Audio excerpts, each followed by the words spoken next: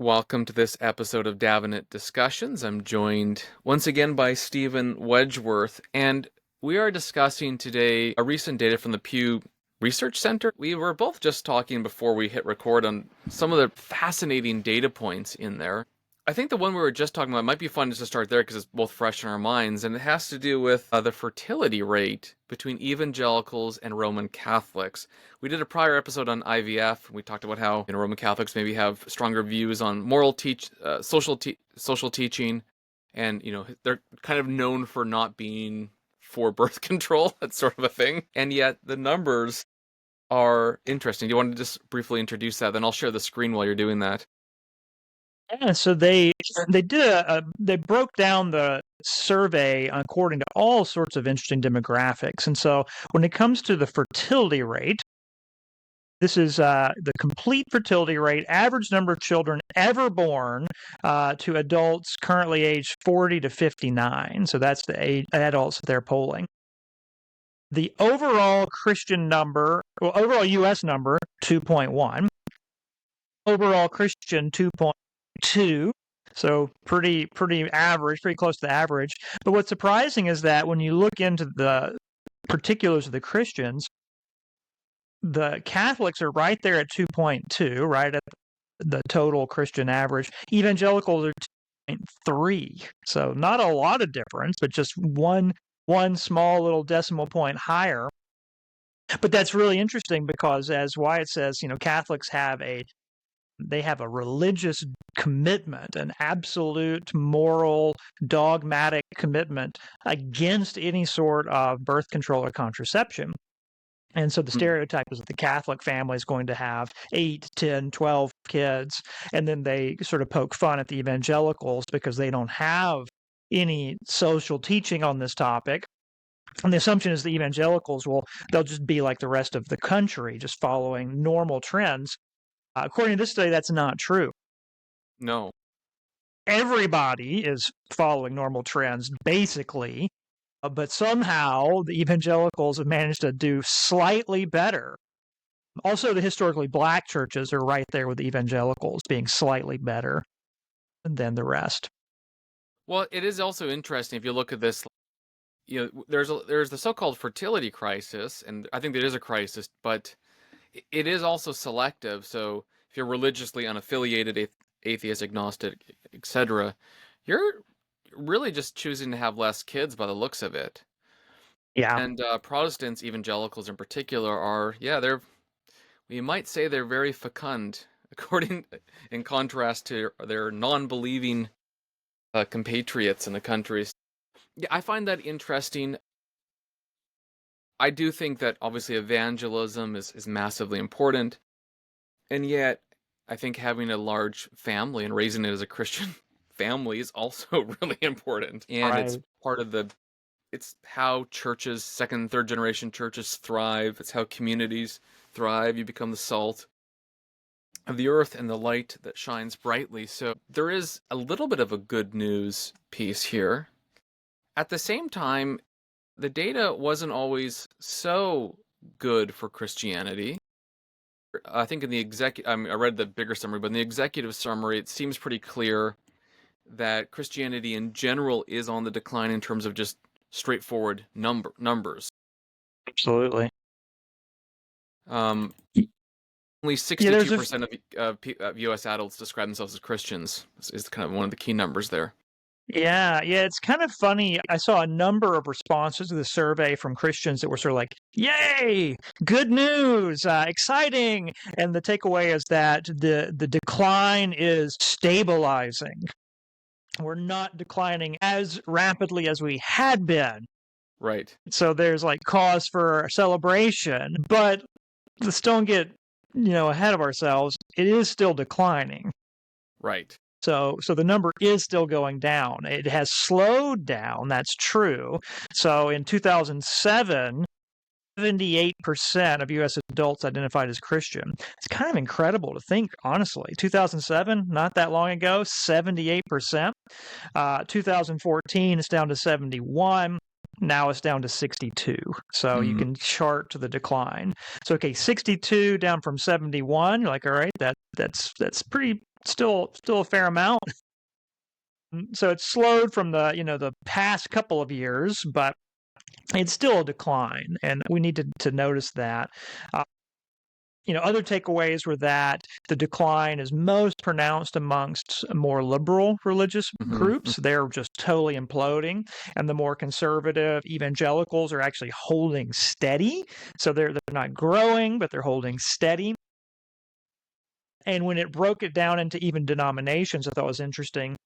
The denominations that are showing growth, the biggest one is non-denom, sort of charismatic Assemblies of God. That's the one that's definitely growing. But then within the rest of Protestantism, it was, like the PCA had very slight growth, and a few other small conservative groups had slight growth. Other groups were all losing. The Baptists are losing. The Catholics are losing. Yeah. There was a chart for every, I think it was 1.8 convert to Catholicism, they lose over 8.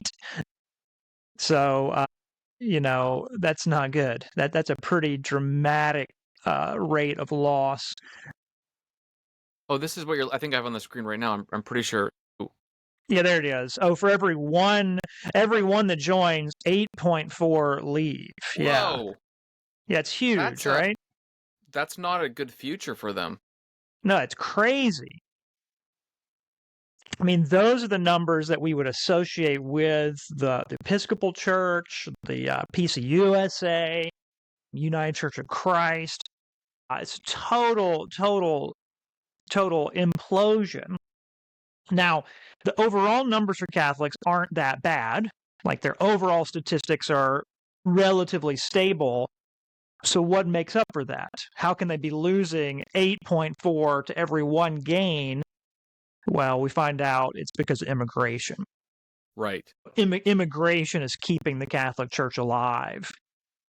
I think, I forget the exact percentage, but, 30 some odd percent of the immigrants coming into America are 30% of Christian immigrants coming into America, something like that, are Catholic.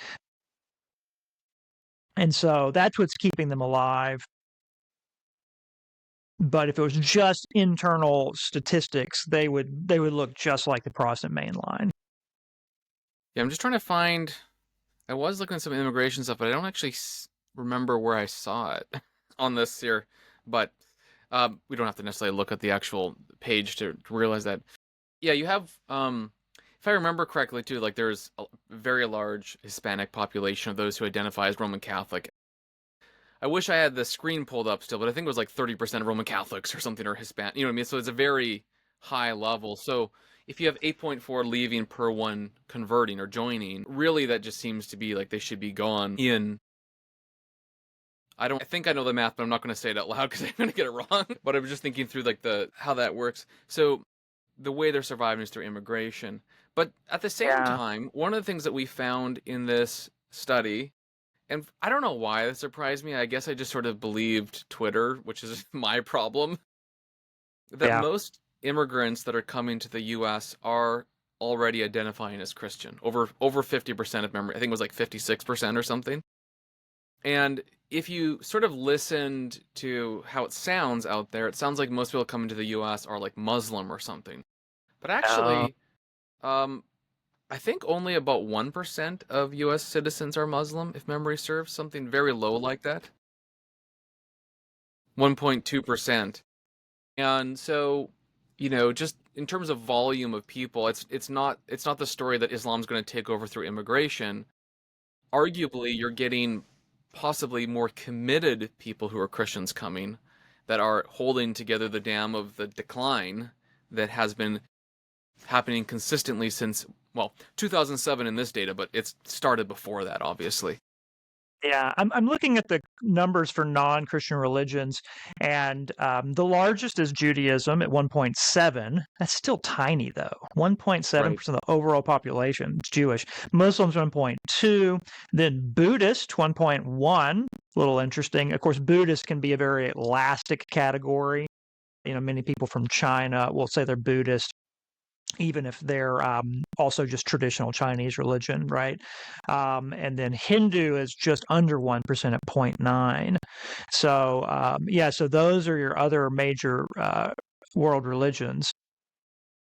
And there's been some growth, like Muslim was 0.4 in 2007 and is up to 1.2. So that's pretty big growth, but it's still a very small number overall.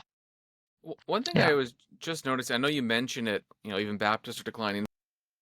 I'm noticing Baptists are rapidly declining among U.S. Yeah. adults. In 2007, it's like more or less one out of five. And now Right. it's not quite, but now it's very low.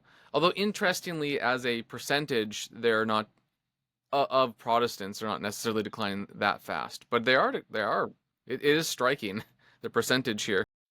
Yeah, I mean that stuff about like they're not declining any faster than anyone else. That can be sort of good news, but that might also just be cope because like everybody's declining, so it's not something to cheerlead over. Now we're all declining.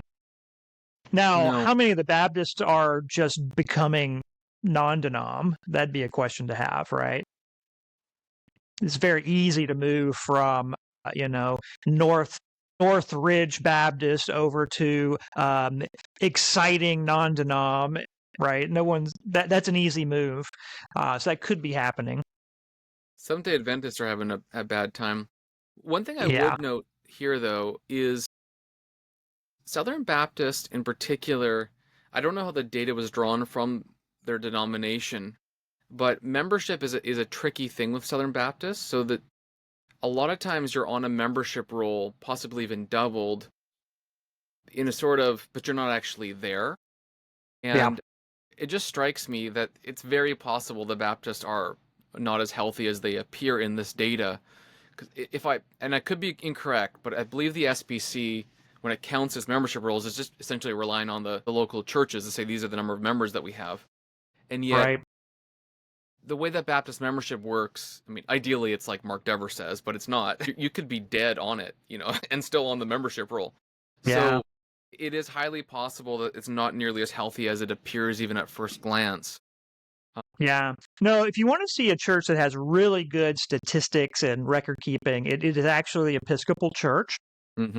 Every year they release data and they have, number of like voters, number of adult baptisms, number of confirmations, estimated communicants. Like they break Mm-hmm. it down all of that way. So you really can get a good idea with them. The ACNA tries to mimic that approach. So I just filled out an annual form not too long ago and it asked many of those same questions. But the ACNA has not been as consistent getting, 100% participation from its churches. But yeah, those are the kind of questions you really need. Not only who's on your roll, but how many people are Right. voting. How many young people in your church are being baptized or confirmed. That would be very helpful to know, but obviously much harder to get for everybody. I know you mentioned earlier, I finally found the chart. I do find it curious that, okay, if you're Jewish, between 2007 and 14, there was an increase relative to the total population and then a decrease. Yeah, It's just an interesting thing. And there's probably some reason why that's true. But Jewish it could even identities, be identity, right? If someone yeah, decides to check the box that they're Jewish or not, that could be part of it. right. As families become less practicing, maybe it's drifting a little. Yeah. Yeah. Huh. Now I did notice too, I'm not sure what page it's on, but the various like ethnic breakdowns in the no religion, like the nuns, every one of those ethnic breakdowns, they're all growing. So everybody, white, black, Hispanic, they're all also having a move towards no religion. Mm. And so that's important. In a sense, everybody, once they get to America, they lose their kids. And that Yeah, seems why to do you be think that true. is? Have you seen America? Yeah. Okay, fair enough. I mean, television, internet, culture, the automobile, you know, we're it's very easy to not practice your religion here. Yeah. Yeah, That's there's a that really chart. brilliant thing that you just said. and you may not have meant it to be brilliant, but it's very easy not to practice your religion here. That is Right. true because there's a selectivity or a choice here that is in the U.S. that is, I don't know, it's so particular that it can make it easy. I think in a lot of Western countries, by the way. So Yeah. I think you were referring to this Yeah. among Look at religious that. comp. Nothing in particular, right? Went from 12 to 21. Very bottom corner. Yeah. 2007, only 12% said they were nothing in particular. And then it's 21% now. Yeah, and that's almost, I mean, it's not even agnostic. It's just kind of like apathetic, it feels like. Oh, that in fact, actually, that's just Hispanic. Sorry, but yeah, but they're growing. They're having the same things as everybody else. So yeah, you can The see same thing as 12 to everyone 8. else. Yeah, the whites go from 12 to 18, blacks 11 to 19, Asian 16 to 20, Hispanics 12 to 21. So everybody's got this problem. It's not only one demographic. There are some interesting pieces on here. So just Protestant in general, you can see if you're a white adult, it's gone down 11 points since 2007. But it's if you kind of go over here, it's interesting. Black adults are on average much more religious than white adults, Protestant. I mean, I think everyone kind of knows that, but it's interesting to see the data. In Asian Americans, or Asian adults, I guess, it's interesting. There's been a pretty big drop there as well. I wonder Absolutely. why. Not among Hispanics, interestingly. Like there's A variation. little That could be bit. all sorts of things. It Yeah. could be immigration, who knows? Yeah, that's right. Yeah, that's a good point. Yeah, Hispanic Protestants have Mm-hmm. stayed put. Now look at Hispanic Catholics. That's a different Over here. story. Whoa. See, even if Hispanic Catholics are filling in the loss leading of Roman Catholics, this isn't good. No, they're not staying put, right? So, like I say, like once you get to America, everybody just becomes American, right? It Right. hits and takes over. And I think that's important for a lot of the internet discourse. And they always say, like, oh, demographics are destiny. We're being overrun by these alien invaders. No, man. Like they come to America and they become Americans. They start doing what everybody else does. Yeah, it doesn't work like you might forecast. It works like those stats that you just had on the screen. One of the things I think that's really important to recognize, and now I know that my anecdotal experience can't determine truth for an entire continent.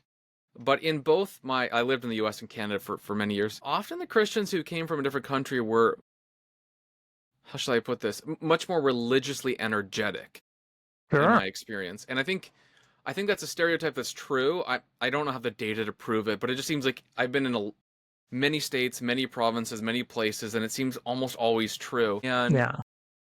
there is some data, actually, by the way, that shows that immigrants who come are often much more invested in the country than Twitter might make it Yeah. sound. Well, there's different immigrant experiences. I've known people from like Central and Eastern Europe, and they were either Catholic or Orthodox. And when their parents come to America, they just start going to the Baptist church.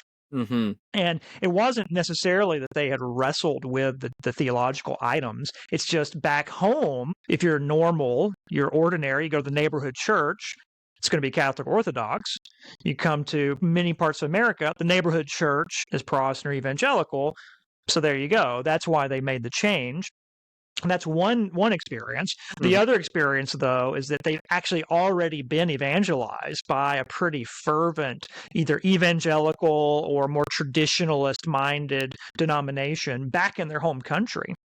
And Hmm. so here in South Bend, when we have a few families that come to our church from African nations, and it was really interesting. They both so we use this old 1662 Book of Common Prayer, very peculiar Yeah, and you do. unusual by American standards, right? Even though that's the I old have my one BCP somewhere. I'm looking for it right now. that's the classic one that would have been used in England and in the British Commonwealth nations, but it's not what was used much in America, and certainly not very common now. But these folks from African nations, they show up and say, "Oh, this is the service that I grew up with. Like this is what I'm used to." Right. So they are coming to us already having a more traditional mode of Anglicanism, and I think that that's true for a lot of the denominations. They're either they're either carrying on a traditionalism or very evangelical. They've Right. been evangelized, had a very dramatic evangelical experience. We didn't pre-talk about this, but I've seen a lot of discussions where people say, the more kind of educated you are, the more Christian you are, the more, sorry, to clarify, the more likely you are to attend weekly services. It is interesting if you look at this sort of college graduates breakout. Yeah. Yeah, there is something going on here. I'm not sure that the data really says what a lot of people do say online, but there's a lot of college graduates who are Protestant. Those who don't have a degree, it's interesting. Evangelical, that sort of makes sense. And this sort of all makes sense down here. Anyhow, it wasn't like a big thing. I was just kind of curious. Oh, I'd be interested in this. So among men. Okay, so here's something that's really interesting to me. And I've seen this in other data in other places, but it looks like it's also true in this data. Is that when I was younger, it was reliable. It was a reliable truth that women were more religious than men. Yeah. It almost seems like that gap is narrowing now. Yes. 59%, 66%. So it's Right. it's still technically true that women are more on average religious, but interestingly enough, 43, sorry, even I'm looking at Protestants here, 43% versus 37%. So they're only about 6 percentage points more than men are now. It seems like the gap's closing. Right. Evangelical, it's essentially equal, right? Now, evangelical is important because yeah, you're right. 23 and 24, just to say it out loud, so if you can't see, it's easy. It's pretty steady, though, right? Like evangelical, from 2007, it was 26, 27. Now it's 23, 24. So that's pretty stable for them. So, yeah, it's interesting to note. But like so much of this survey, it's not because you've had a growth in the men. Right. It's because you've had a more accelerated rate of loss amongst the women. And I mean, I think we just have to keep repeating that for all of this survey, right? The good news is very relative. Well, you were right. You said earlier that everyone was celebrating that the decline has slowed and stabilized to a stable decline, and you're like, I'm not sure it's a great success. Right. And I don't know what the answer is. I mean, ultimately, the gospel, I think everyone agrees, but practically, like, what's going on here? Why are second generation kids in particular? I mean, I don't want to belabor the point, but it historically, I think, assumed in the Bible, assumed in church history, is that the family unit, you're Christian, your family is Christian, you raise them as Christians, they are Christian, and they stay Christian, and they have Christian grandkids. Yeah, to 1,000 generations, right? 1,000 generations. Honestly, it's kind of part of the blessing to you and your children. Yeah. But what Psalm 1, right? You will see, or Psalm 128, rather, you'll see your children's children. It really does seem to be, but as we noted earlier, I don't know if I looked at the data, but we talked about it, I'm sure. The younger you are, the more, I think you're a nun, essentially. Well, the percentage has declined. If you separate it by age, younger people are like at a very high percent unprotestant or unchristian. Unchristian, yeah. Compared to There's a tweet a week or so ago by Ryan Burge who does all these stats. And yeah, he showed all the generations. Millennials are less religious than Gen X. Zoomers appear to be less religious than millennials. So each generation is dropping. And that seems to be a clear problem. So, why is it? It's, changing culture, changing priorities. There was one statistic in the fertility section that got my attention. It was the percentage of U.S. Christian parents who pray or read scripture with their children. And here you can see some real divergence in the traditions. Overall Protestants, 63%. But you break it down more specifically, evangelicals, 72% pray or read scripture with children, compared to the mainline, 41. So, like, that's a big difference, right? 77 to 41. And then compared to the Catholics, they look like the mainline. They only have 44% So praying or reading scripture at home with your kids, that seems important. Hmm. If the big problem here is we're losing our young people, they are not sticking it out in the church. Go back up. I think you just skipped past it. Right there. Yeah. Yeah, look at that. Evangelical 72, mainline 41, Catholic 44. So that's a big difference. And then you can see Sunday school or homeschool and religious school. So, if you did all of that, if you read scripture and prayed with your kids at home, you send them to Sunday school or some other program, and you're providing religious education throughout the week, that would make a difference, one would think, right? Well, it's almost like you're suggesting if you read your Bible and pray every day, you'll grow. Exactly. Some of you know exactly what I'm alluding to if you grew up in evangelicalism. There is something to that. I know evangelicals are having their issues too, but it is actually more concerning than you think, because, not you individual, I'm saying in general, there is a sort of confidence that Christian parents have historically had, whether through baptism or just their kids are made holy through a believing parent, that there is a sort of a special relationship to believing parents and believing children. Is kind of I don't know if you don't want to use the word presumptive, but you want to use the word assumption at least. And that seems to be separated according to this data. And I see this actually all the time. And unfortunately, it's not just congregants, it's pastors' families too. I see this very regularly. Yeah. There are other unbelieving children, or if I'm more accurate, it's children who are identifying as LGBTQ plus between ages of like 15 to 20 roughly. And I mean, in effect, you're typically not going to stay a Christian if you're an evangelical. So, or evangelical more accurately is how they would put it, but I would say Christian. So it is an interesting thing, and I there's a lot of anxiety and worry about this currently, and the data doesn't give you comfort. It actually adds to that anxiety. And I Right. don't know. Go on, sorry.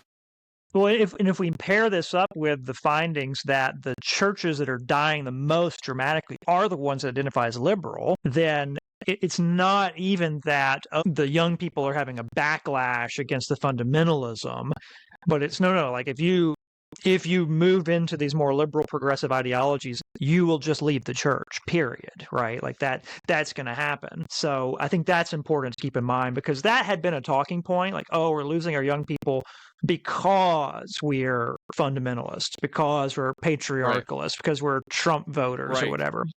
I need to But double check the. Oh, go on, sorry. actually the denominations that are holding the best are the ones that identify Right. more conservatively.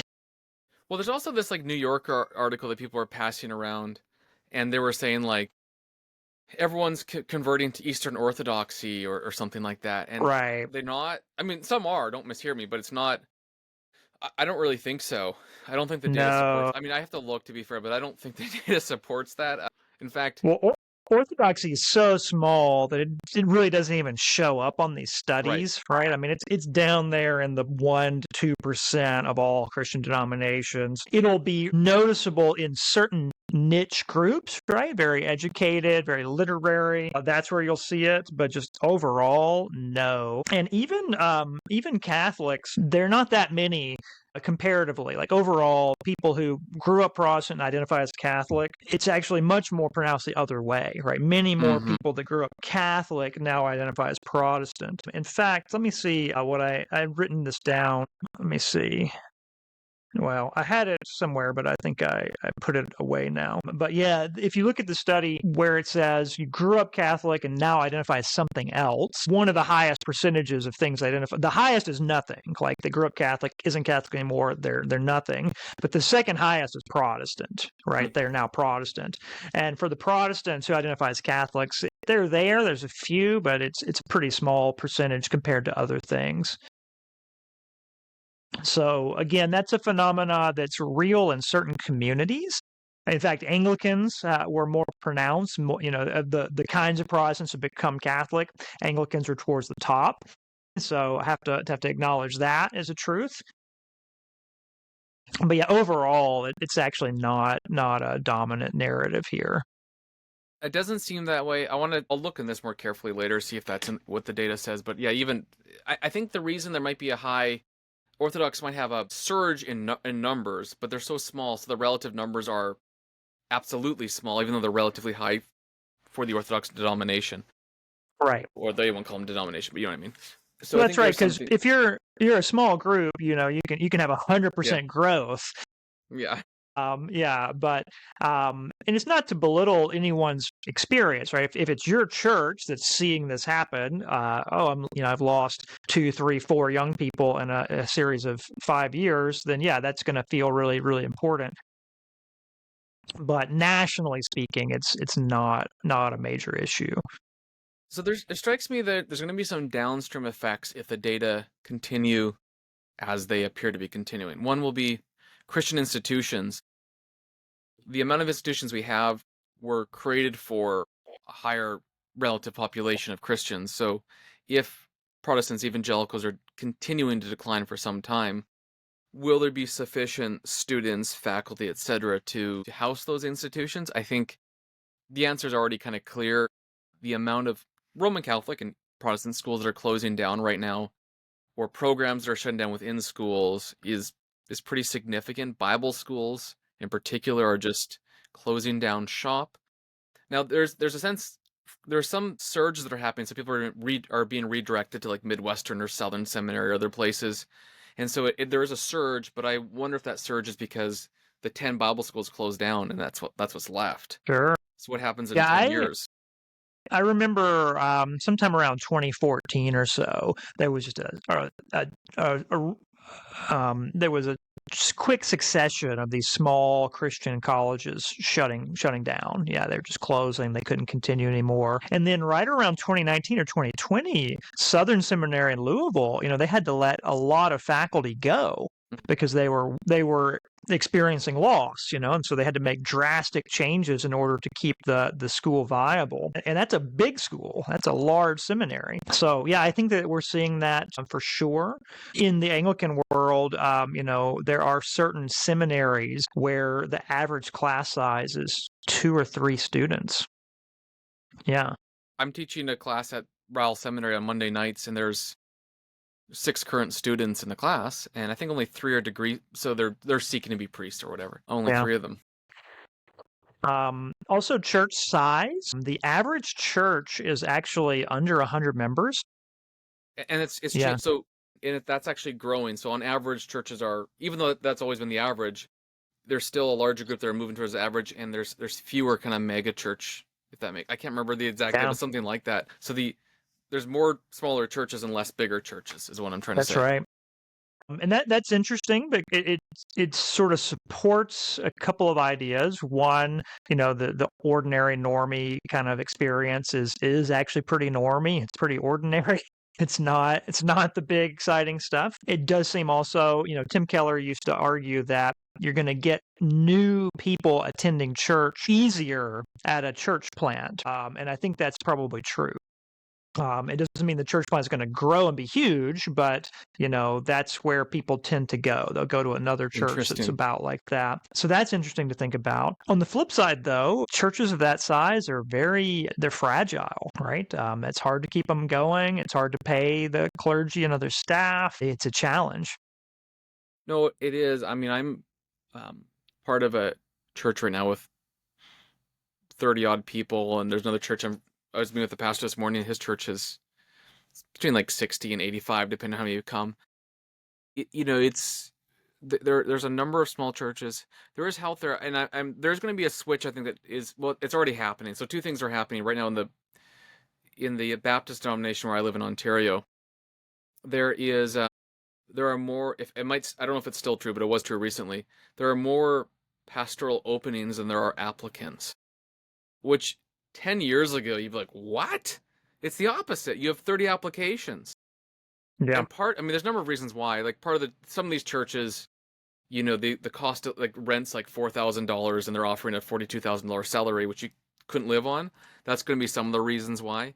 But it's largely because these churches are like 65 people and they're not, Yeah. so what do you do? Can you actually pay a full-time pastor with those numbers of Yeah. people when cost of living is especially after COVID accelerated so fast in population Yeah. centers. I think that'll Also, happen in the U.S. It just not doesn't appear to be there yet. the pastoral position is itself very volatile, very vulnerable, right? It's not a lot of job security. You're kind of in the crosshairs. People are primed to be angry with you. You'll be the target of many things. And you don't have that larger public status and standing that maybe you would have had 50 to 100 years ago. Yeah, where I come from in Mississippi, it's still generally the case. You say you're a pastor, people go, oh, that's great. That's nice. They like that. But I remember one time I was in the airport and I was talking to this gentleman from Mexico.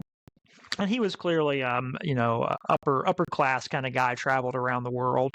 And when I told him I was a pastor, like that was a conversation killer, right? He was no longer as friendly towards me. Kind of, found ways to shorten the sentences and didn't want to carry on much more. There's just one guy, but I felt like that was typical of kind of the airport class, right? The people that are more professional, that travel around a lot. They're not going to be impressed and they're not going to compliment you and say, oh, you're doing the Lord's work. So it's a challenging thing. I remember a year ago or maybe 6 months ago, I was looking into this, and there's an OPC presbytery that has no current men training for presbytery to become ordained. And the Catholic Church, many of their dioceses, they can't fill all their parishes. I know anecdotally, and much of the ACNA, the clergy are nearing retirement. It does seem to be a larger issue across all Christian bodies that we're not replacing our clergy. Yeah, and I think, well, there's also a number of issues that I'm seeing happen. I think some of it's going to be practically good. So you have one church with a building, 7 that don't, and they all have 25 people. Maybe you just go to the one with the building that kind of solves the problem. Yeah. The negative is you may lose community churches for that reason. Yep. But because North American cities are meant for the motor car, you can drive somewhere. That's probably just the way it'll be, but you'll lose that real community sense. I think that may happen.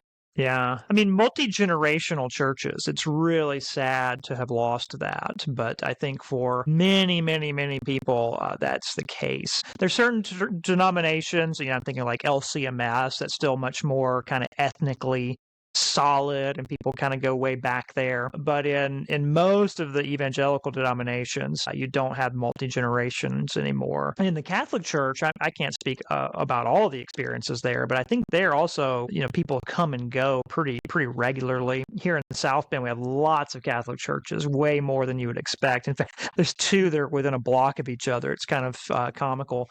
And so just earlier this week, I was on a Monday, I was at a street where there's a Catholic church here and one across the street.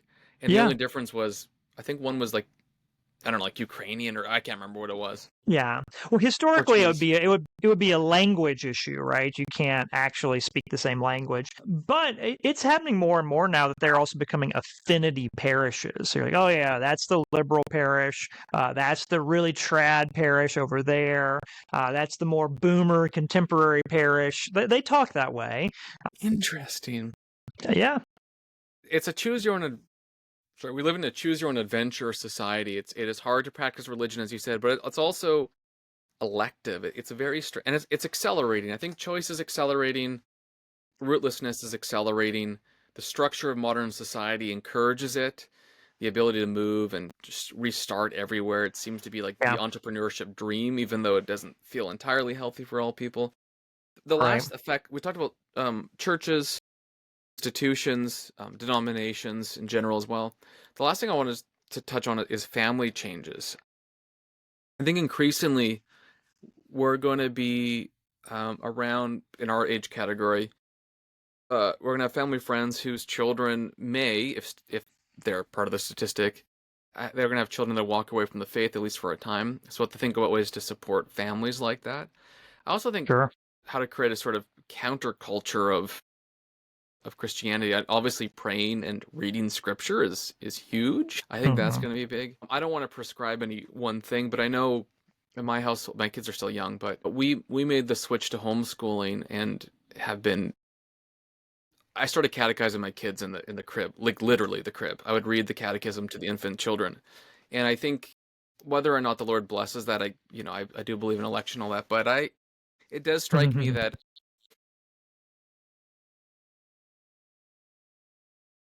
insofar as it's up to us, I think that on we live in a society where we're maybe less officious than we need to be on catechizing our kids. I Oh, think for sure.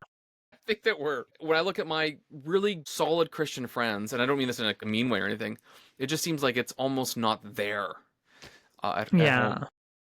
Well, I think for most American Christians, even the word catechism, like that's not a common word. We don't even know what that means. So that needs to be brought back. Yeah, religious training and identity, telling your kids like this is who you are, right? This is we are Christians, we are Protestants, evangelicals, reform people. And that needs to be brought back. And children, they understand identity and inclusion, even tribes, right? Tribalism. Like we don't want to be sinful about it, but it is kind of how kids are. They Hmm. want to find their people and be with them, and so we should use that. I think this is an advantage of the traditions that do practice infant baptism. In the Anglican Catechism, it opens up with, "What is your name?" And then the next question is, who gave you this name and when? And the classic answer is, my godparents gave me this name at baptism. Hmm.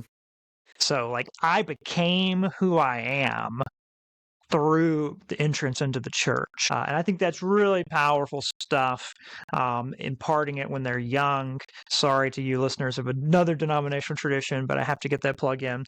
But it's very biblical, right? When speak of these things with your child, Deuteronomy 6, verses 6 and 7 and following. When you rise up and when you go down, when you're at home and you're walking away, teach them the commands of God.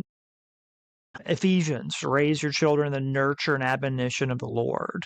And those words in the Greek have to do with like correction and training, and they also have language that affects the mind and the inner man. So, the nurture and admonition of the soul. That's part of our duty, and we need to take that very seriously. Yeah, and I think there's often implication that we almost over spiritualize things, but I mean, you have to pray, you have to read, you have to sort of baptize them their entire life within the sort of Christianity, and Christian identity and formation is hugely important. Hmm. I think we're nearing the end of our time. Was there anything? I did want to kind of mention. I don't know if we have time for it, but maybe I'll just quickly mention we have like a 10-second thing on it. I often hear the more that immigrants are coming, the more the Great Commission's coming to us, and sort of like it solves the problem of the Great Yeah. Commission.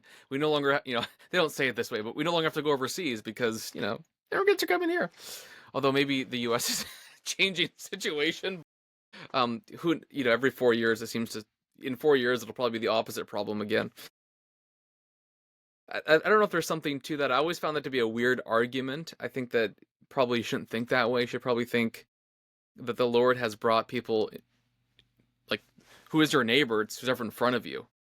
So there's a truth there, but it's also maybe a sort of a strange argument. At the same time, more than half of immigrants to the U.S. are already identifying as Christians. So maybe Yeah. they'll be Well, I co-partners. think it's a good conversation. Part of what's good about that line of thinking is that there was an old view of missionary work that, like, to be a missionary means you cross a body of water and you engage with a tribesman or something, right? Or a peasant. And that's really not missionary work anymore. Missionary work is literally talking to your neighbor, being a Christian at work, at school. The Great Commission is right in front of you. I think that's true. And people from other nations coming, that can be an opportunity for Christian evangelism. But really what this poll shows is they're already Christian. They're coming to us already Christian. So the Great Commission, if you think about that, is actually reaching people who are not Christian. It looks to me like the big mission field is going to be white people who used to be Christian.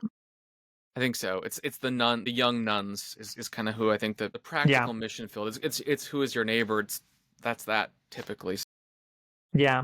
But like we said, every one of those ethnic groups has the same decline. So like in 10 years, they're all going to be in the same situation. We're all going to be kind of having the same conversation. Yeah. Then we'll reconstruct society after that. Yes, yes, once we get our act together. Once we get our act together. Well, I think we did pretty good on that. There's a few things I want to look into again, but I think that was helpful. So I think the thing that you've emphasized over and over is really the Pew Research tells us the church is in decline. It's not really good news. There are some interesting tidbits and maybe some sort of minor white pills here and there, but it's kind of a bad news story. The church in the U.S. is in church everywhere, but church in North America, but the church in the U.S. is in decline. And if statistics continue, they don't have to, but if they continue the decline, it's going to continue to get worse, maybe at a slower rate, but it is. Right. Yeah, that's right. I mean, it's not entirely 100% bad news, but I think we want to be careful not to get running to the good news and missing the obvious, right? Yeah. So I think, and that needs to inform our Christian kind of cultural thoughts, how we interact with other Christians and our priorities for the world. Yeah, we need to be realistic about what we're looking at. Yeah. Maybe we can talk about that on different, like, how do you actually partner together with others? Because I think we're going to need to increasingly partner in ways that are appropriate given our convictions. But that's a hard conversation to have given that we've had sort of relatively easy past of being our own groups and not working together. So that's another conversation. Thanks, Stephen. I think we're good, and we'll see you next time. All right. Take